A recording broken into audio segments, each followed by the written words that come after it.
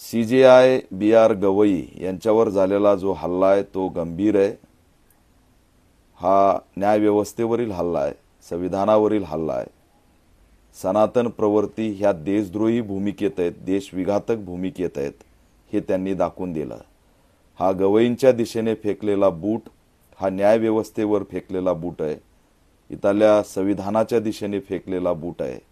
आणि हे कायमस्वरूपी सनातन विचार मानणारे जे काही आहेत ते देशद्रोहीच्या भूमिकेत आहेत, म्हणून सनातन मानणारे देशद्रोही घोषित करावेत अशी सुद्धा आम्ही या ठिकाणी मागणी करतोय।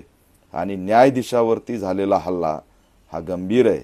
एक दलित न्यायाधीश झालाय हे अनेकांना पचत नाही आणि त्याच्यामुळे अशा पद्धतीने भ्याड हल्ले केले जात आहेत। याच्यावरती कठोर भूमिका न्यायव्यवस्थेने घेतली पाहिजे आणि पुन्हा असा बूट फेकण्याची हिम्मत कुणीच केली नाही पाहिजे। अशा पद्धतीची या ठिकाणी शिक्षा सुद्धा कारवाई सुद्धा झाली पाहिजे।